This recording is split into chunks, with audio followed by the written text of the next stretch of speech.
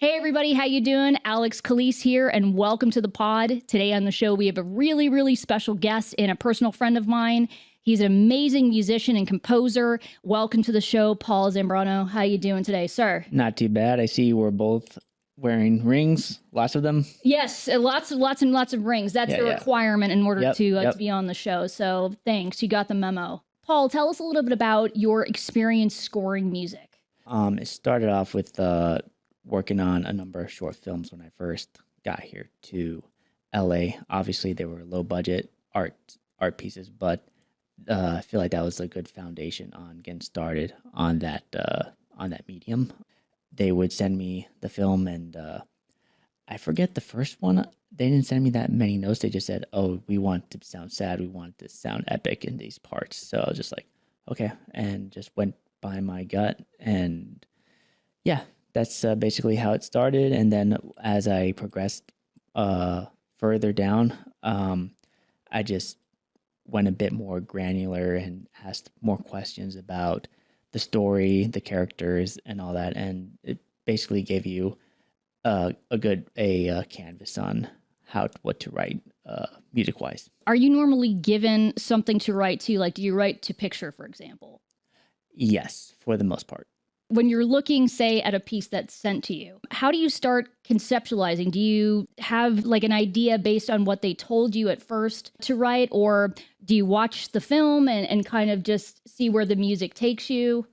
Well, I try my best to figure out what they want stylistically. I've been trying to figure out what the story is and also what they want, the message they want to send with their project. What would you say you're normally hired for? Because the things that I've heard from you, at least, are a little on the dark side, a little more on the gothic side, which I absolutely love. Would you say that that's kind of your calling card? A majority of it, but I will say this upcoming feature is going to be a romantic comedy. And then I think last year I did some additional music for a Christmas movie.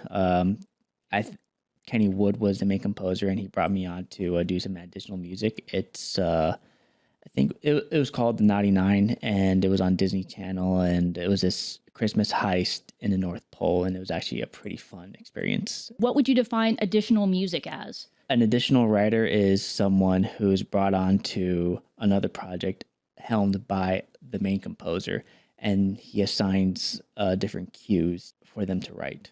How did you get involved with some of these folks? Are you making connections when you're out and about in Los Angeles? Are these referrals? Believe it or not, most of the people I meet are through Facebook composer groups. Really? Yeah.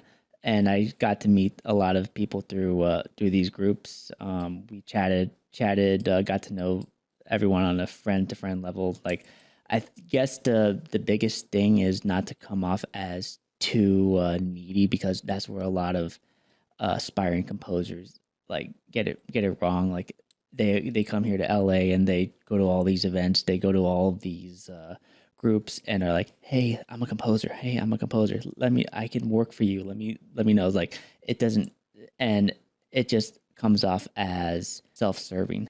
That's incredible. So a lot of these relationships have been virtual. Yes. Wow. Yeah, because I always thought like, oh, you have to go out and you got to start meeting people. I mean, that does help. That does help. Yeah. Well, I guess we kind of met that way, right? Mm-hmm. I think it's really cool to see where things are going. You know, we're able to collaborate now with people all over the world. Speaking of which, have you done any collaborations or any scores with people that live, say, on the other side of the pond? Actually, the person I worked with on the Matrix campaign, he actually lives in Germany. Ironically, we met through a Facebook group too, and wow. And one day he's like, "Oh, we should start writing trailer music together." Tell everybody what you're talking about, because we talked about it earlier. But tell us about the Matrix. It's the latest Matrix, right? That you were involved with. Resurrections. Yes. Yeah.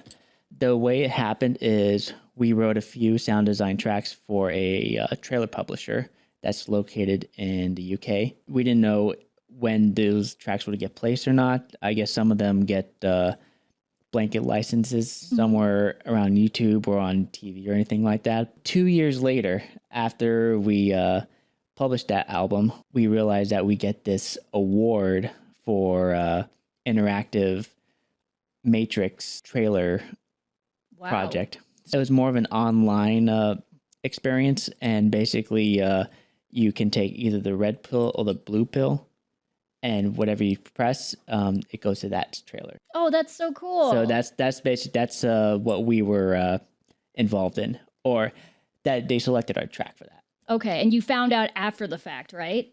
Yes. That's how it always seems to happen with licensing, because I've licensed a lot of my music as well, and a lot of people are like, "Oh, you don't know when your stuff is going to be on TV or in a movie," and no, you don't. You usually don't.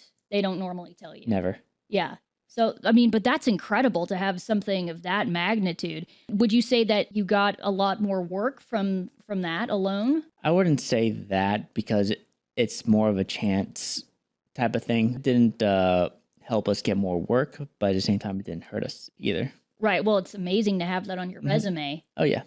The Winnie the Pooh movie, the first one, it was a horror film. I'm assuming it's kind of a continuation of that first one. Yes. How did that come about? Because that's really cool. You did some of the music for that movie, correct? I've been friends with Andrew Scott Bell for a while now. Also, we met through Facebook. So we hit it off pretty well. And I guess we sort of like we shared a similar type of humor. I guess we just kept in touch. And then I guess a few years later, he texted me saying, "Hey, I need help on this upcoming anthology feature, which is called Tenets. I'm not sure if it's released or not yet." This was back in September that we were working on it. So I was like, cool, yeah. And then the rest is history. Have you always wanted to be a composer, or did you have any dreams of grandeur, like you wanted to be a rock star? What did you want to be when you were a kid? I'm sort of simple. All I really want to do is just like make a living off of music, and then spend the rest of my time going outdoors, getting lost in the woods. I mean, it seems like you kind of parlayed that into a career or a side business. I don't know what you consider it, but you've gotten really, really into fitness. A little bit. Oh, at least from what I've seen on social media, you're always hiking or doing something fun like that. How did that come about? Were you always a fitness freak? No, it came about 3 years ago when a former roommate of mine, we were pretty much just shooting the hay. Something about the weight on our driver's license, we were trying to see if our weight would be the same as it was that we put it. Because they don't weigh you at the DMV at all. Because you pretty much put whatever, I think. Yeah. So I was like, it says here 170, and I'm like, he didn't believe me, and he's like, get the scale out, and I realized it was like 40 pounds over 170. I'm like, what the hell? So I guess after that, I started taking stuff more seriously, and ended up losing all that, and then instead of like being in the gym like every single day of the week, I gravitated more towards being outdoors and going hiking, now trail running and all that. So that's basically how that happened.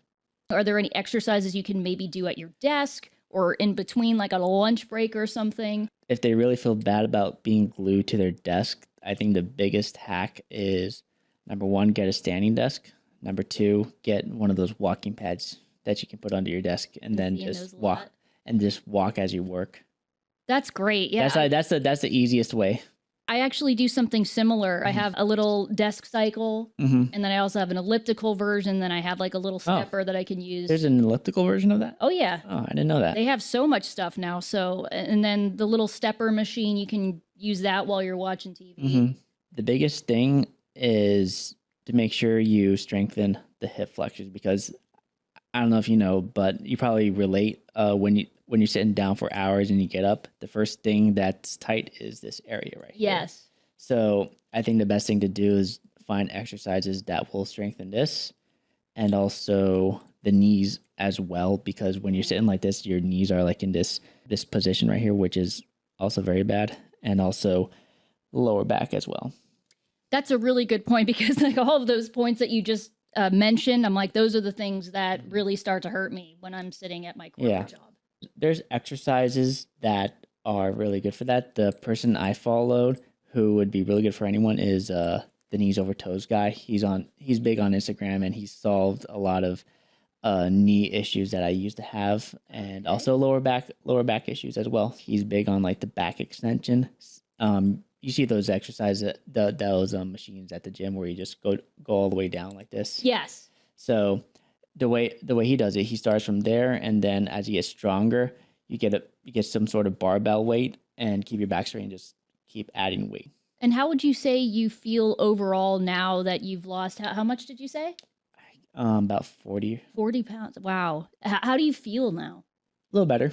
I used to suffer from chronic heartburn, so that left, and then also something with my pancreas, which Really? also diabetes runs really rampant on my dad's side of the family. So that helped with a lot of those side effects. So is there anything that you do now, like any practices since you've made this transformation that you try to implement? Say, like, do you get up from your desk if you've been composing for, say, over an hour and walk around? Is there anything that you started doing to maintain?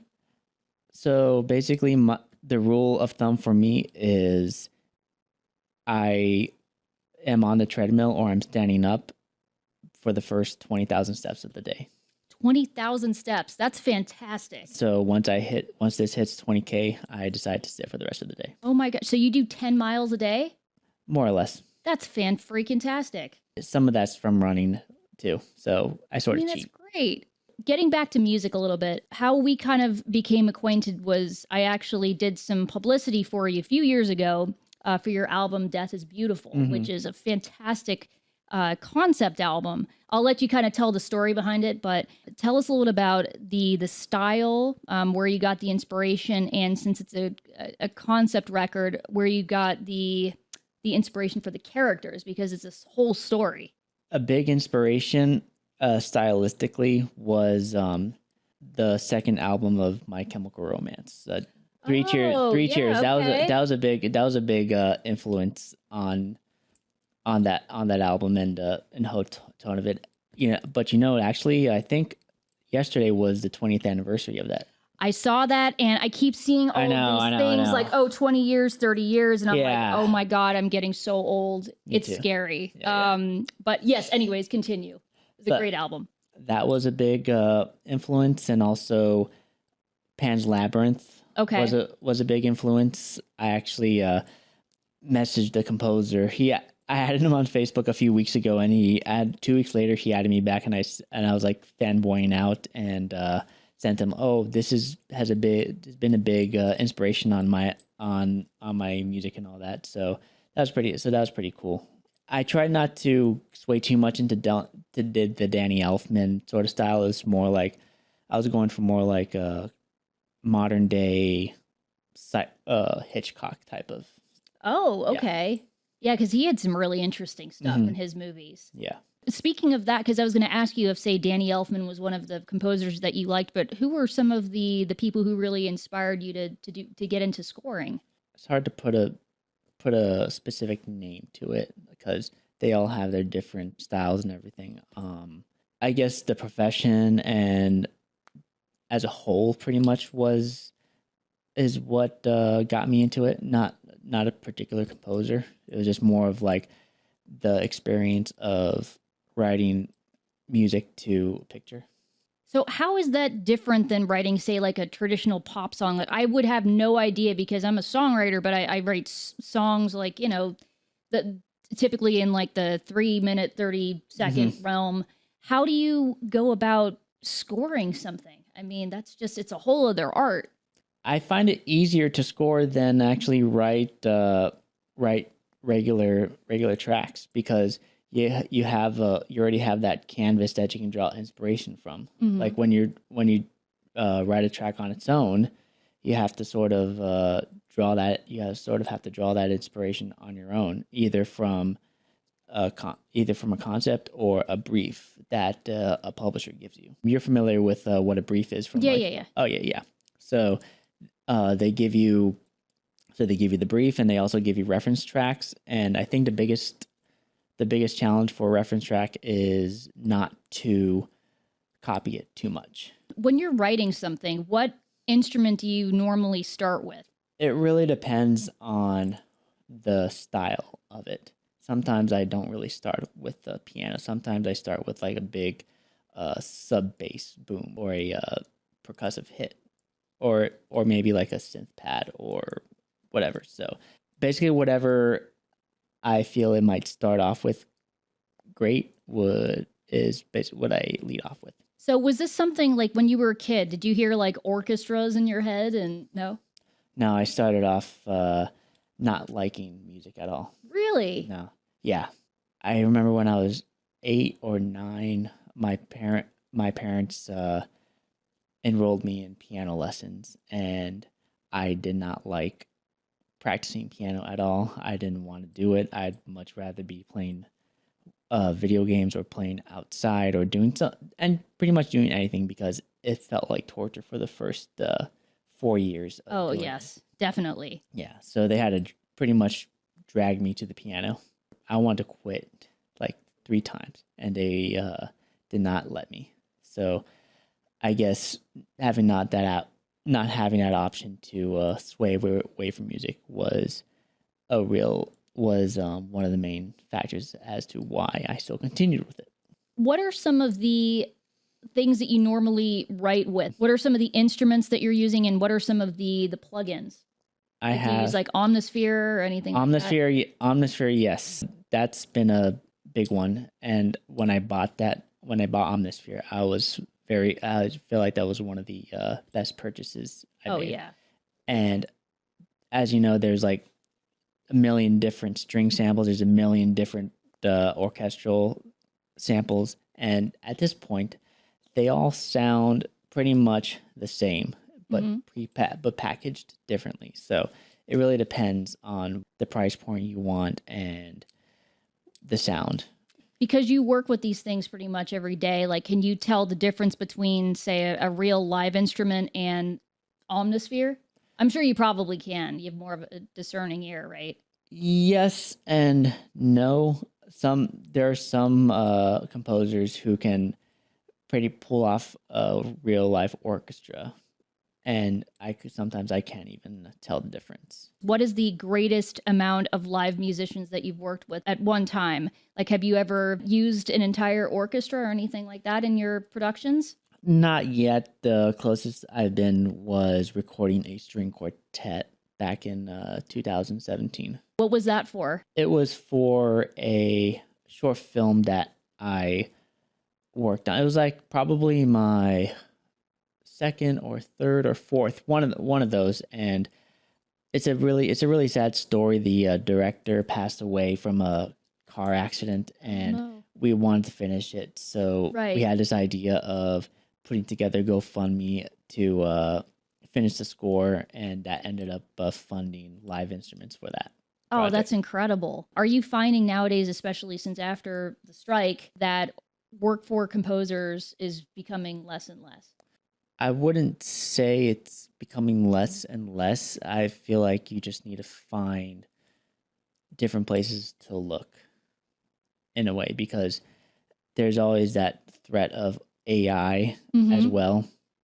So that's going to be a big hurdle. I guess the best thing to do is try to hone in on what makes you unique as an artist, what makes you unique as a composer, and try to kill all the noise and stop trying to sound like the next Hans Zimmer or the next John Williams or the next Danny Elfman, because at this point you can pretty much tell an AI to make something that sounds like one of them, and it will do it, and they're doing it very well. If you've heard some of the stuff, I have. So that's pretty much been scaring a lot of composers and musicians in general. So because when you hear several composers write in the same style, they realize that, oh, I can't really write like Danny Elfman anymore, or I can't really write like this. Oh my gosh, my music is I'm gonna be out of work. I think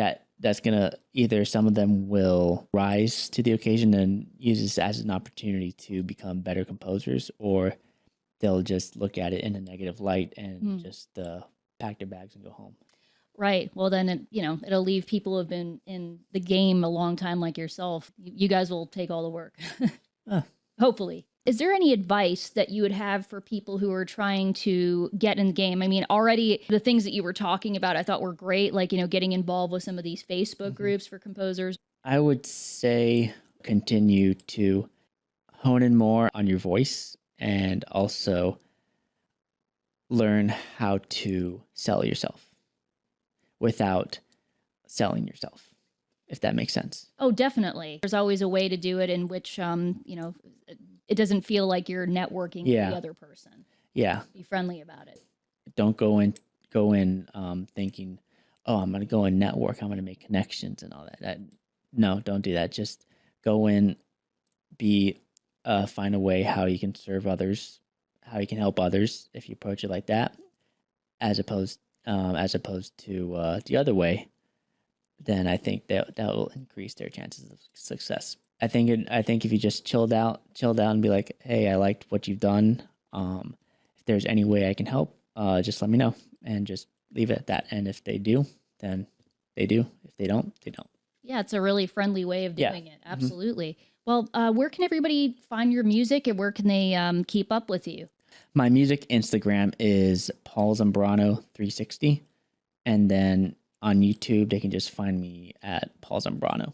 Okay, and what if they want to get some fitness training? You're doing some coaching, right? Yeah. I think they can just reach me out by email or reach me out on Instagram, Paul Z _strength_endurance. But you can reach out to me at either of them. Doesn't matter. For everybody back at home, make sure to follow Paul, follow the podcast, make sure to like and subscribe, and we'll see you next time.